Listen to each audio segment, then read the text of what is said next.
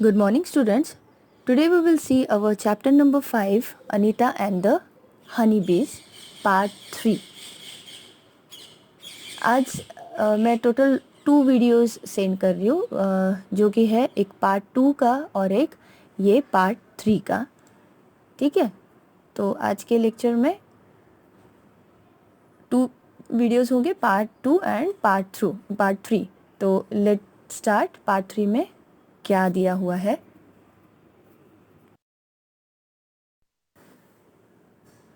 अभी तक के हम लोगों ने पार्ट 1 एंड 2 में अनीता के बारे में पूरा डिटेल देखा था. अनीता का जो स्टार्टिंग से जर्नी है वो हम लोगों ने देखा था. पार्ट 1 में अनीता का इन्फॉर्मेशन वगैरह था, उसे क्या पसंद है, उसके पेरेंट्स को उसका पढ़ने जाना स्कूल में पसंद है या नहीं है. ठीक है. देन पार्ट 2 में हम लोगों ने देखा था कि एज अ बी कीपर वो कैसे प्रैक्टिस करती थी, कितना प्रैक्टिस करती थी, उसके साथ भी वो ट्यूशन्स भी लेती थी. ये सारा चीज़ हम लोगों ने पार्ट 2 में भी सीखा है. अभी पार्ट 3 में हम लोग देखेंगे अनीता का और जो जर्नी है उसके बारे में. तो मैं यहाँ पे रीड कर रही हूँ और एक्सप्लेन भी करती हूँ. So let's start.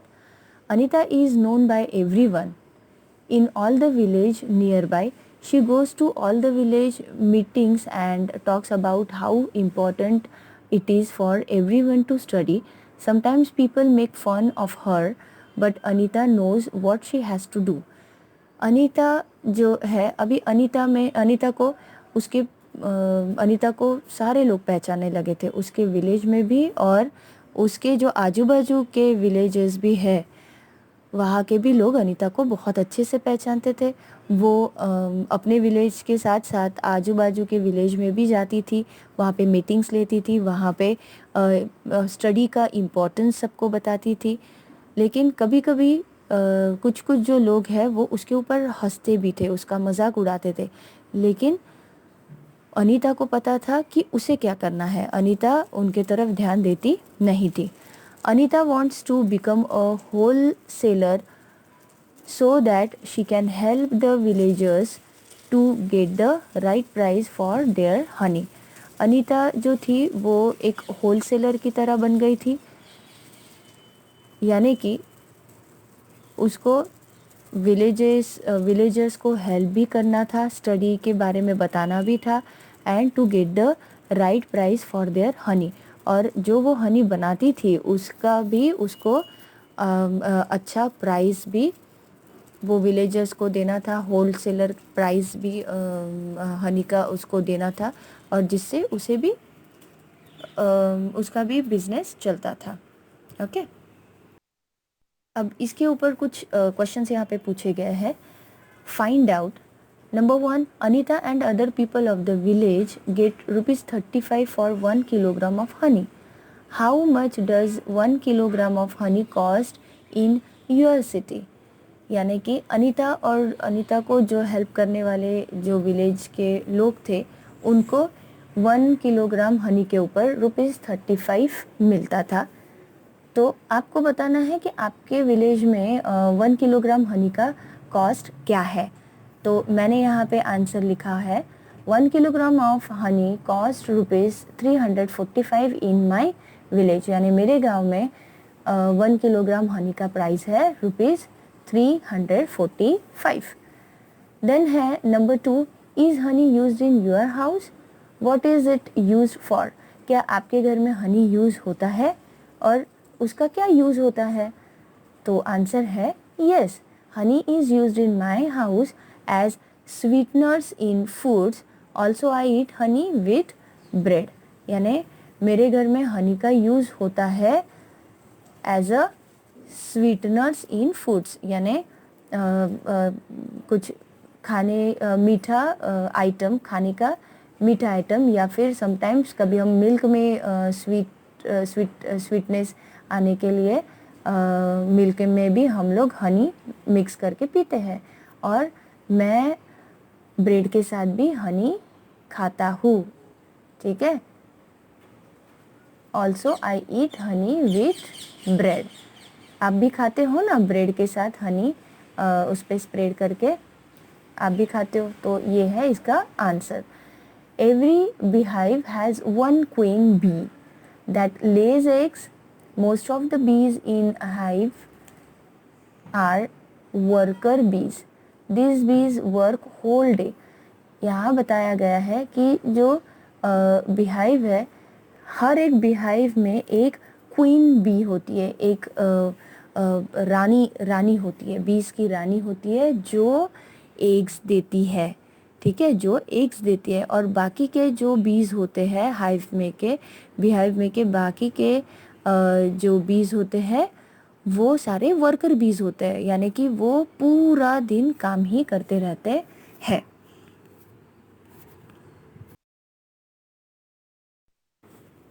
Next is Anita and the honey बीज में हम देखेंगे।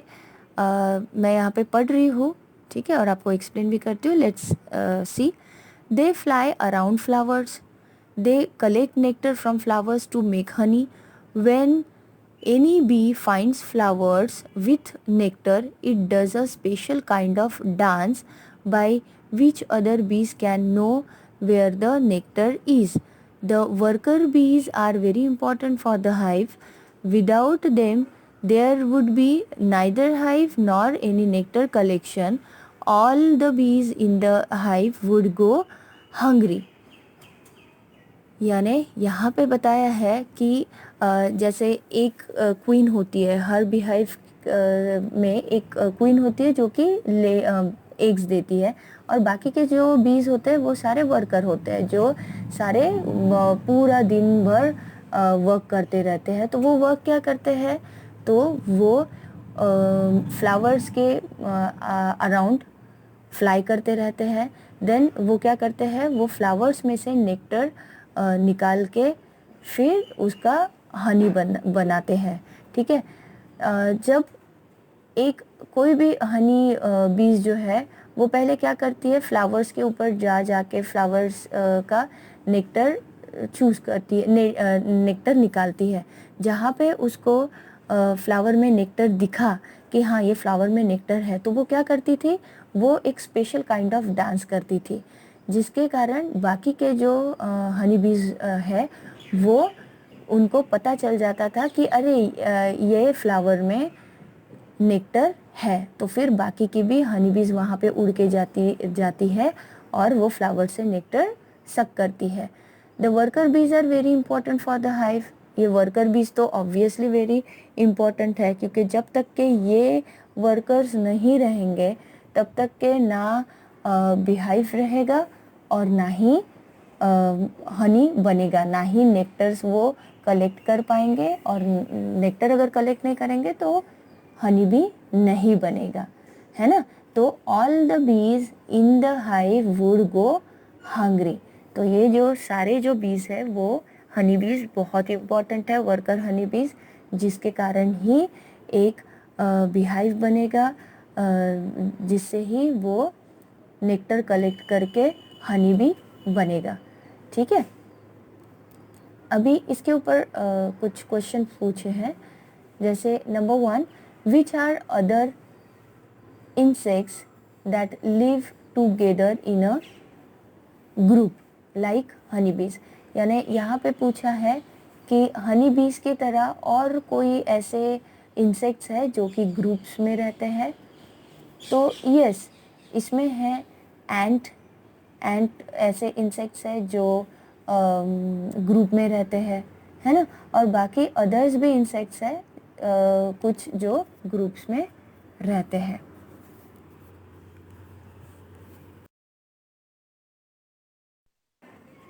Next is ants live and work together like honeybees. The queen ant sorry the queen ant lays the eggs. The soldier ants look after and guard the ant hill.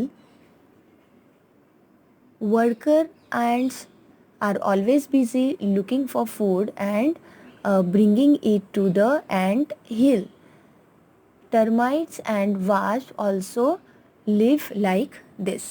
यानी कि ये जो एंट है ये एंट भी हनी बीज की तरह वर्क करती है, ठीक है। Ant live and work together like honey bees. और ये जो जैसे हनी बीज में एक क्वीन होती है, वैसे ही एंट की भी एक क्वीन होती है जो एग्स देती है। और बाकी के जो सोल्जर एंट्स होते हैं यानी वर्कर एंट्स जो होते हैं वो एंट हिल का प्रोटेक्शन करती है, एज अ गार्ड वो वर्क करती है। और ये जो वर्कर एंट है ये खाना भी इधर उधर खाना भी सर्च करके खाना भी लाती है एंट हिल पे।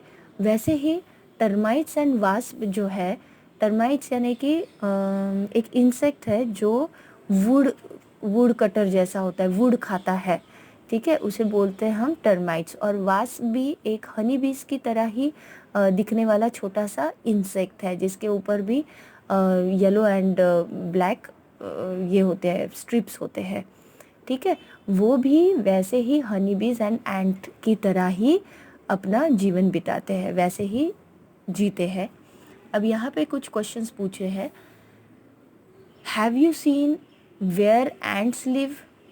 क्या आपने देखा है कि एंट्स कहाँ पे रहते हैं? तो आंसर है yes, ants live in ant hills made of earth. यानी कि एंट जो होते हैं वो एंट्स एंट हिल्स पे रहती है जो कि नेचुरली बना हुआ रहता है, मेड ऑफ अर्थ। जो सॉइल होता है वो सॉइल ऑटोमेटिकली एक के ऊपर एक लेयर्स बन के एक बड़ा सा एंट हिल्स बन जाता है जिसको सिर्फ ये एंट्स होल्ड करके उसमें रहती है, ठीक है। देन है by which food items ants are attracted. ये जो एंट्स है वो कौन से फूड आइटम से ज़्यादा अट्रैक्ट होते हैं? So the answer is ants are attracted to sugary items, grains, dead insects etcetera. ये जो एंट्स है ये मोस्ट ऑफ जो मीठे आइटम्स होते हैं उनसे अट्रैक्ट होते हैं। जो ग्रेन्स होते हैं जैसे ग्राउंड नट्स है या फिर समटाइम्स राइस दाल के भी अगर गिरे रहते हैं दाल्स वगैरह या ग्राउंड नट्स वगैरह, तो उसको भी ये अट्रैक्ट होते हैं उससे भी। एंड डेड इंसेक्ट्स जो मरे हुए इंसेक्ट्स होते हैं, और काफ़ी सारी अभी चीज़ें हैं जिससे ये एंट्स जो है ये फूड आइटम से अट्रैक्ट होते हैं। देन नंबर 3 में है look at a line of ants, what is its colour. यानी कि अब ये पिक्चर में एंट्स की लाइन तो नहीं दिखाई है, मैं ये जो पिक्चर है ये आपको दिखेगा नेक्स्ट स्लाइड में, ठीक है। नेक्स्ट स्लाइड में आपको एंट का पिक्चर दिखेगा जो कि पूरे वो एंट्स लाइन में है। तो उनका कलर आपको कौन सा दिखता है, उनके कौन से कलर है? So the answer is they are of black, brown और रेड कलर। वो कौन से कलर के होती है? आपके घर में भी वो एंट्स आते हैं ना, घर में भी एंट्स होते हैं, तो आप कभी ऑब्जर्व करो उनका कलर, तो वो होते हैं ब्लैक कलर के, ब्राउन कलर के एंड रेड कलर के। Okay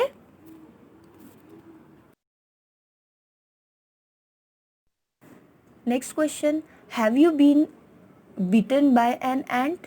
what was the ant like, black और रेड, बिग और स्मॉल? यानी क्या कभी आपको एंट ने काटा है, और काटा है तो कौन से एंट ने काटा है, ब्लैक कलर की या रेड कलर की, बड़ी वाली या स्मॉल? कौन से एंट ने काटा है? तो आंसर में मैंने लिखा है yes, I have been beaten by ant, it was big red ant. Yes, मुझे एंट ने काटा है जो कि बहुत बड़ी इन द सेंस नॉर्मल सी बड़ी जो अपना वीट के शेप की वगैरह होती है या फिर राइस के शेप की होती है, that is it was big red एंट। वो रेड कलर की बड़ी एंट थी जिसने मुझे काटा है। इसके बाद नेक्स्ट क्वेश्चन में है while eating peanuts you probably throw away the shells, why don't you try to make some insects by using the shells, do not forget to color them। यहाँ पे जस्ट एक सिंपल एक्टिविटीज़ जैसा है, जैसे कि इन्होंने बोला है कि जो आप पीनट्स खाते हो, जो आप ग्राउंड नट्स है ना, वो पीनट्स जब खाते हो तो क्या करते हैं मोस्ट ऑफ लोग जो है उसका शेल्स निकाल के फेंक देते हैं, यानी उसका कवर निकाल के फेंक देते हैं। तो उसे ना फेंकते हुए आपको क्या करना है, उसको कलेक्ट करके देखो, है ना, उसको अपने पास ही रहने दो, उसको फेंको मत। उसका आप इंसेक्ट बनाओ, है ना, इंसेक्ट, एक एंट वगैरह ऐसे इंसेक्ट बनाओ, और वो शेल्स को आपको कलर भी देना है। तो ऐसे एक सिंपल सा एक्टिविटी है, अगर हो सके तो आप ये घर पे करके देख लेना, ठीक है। So now here is our chapter number 5 part 3 completed. Okay, hope so you all are understood.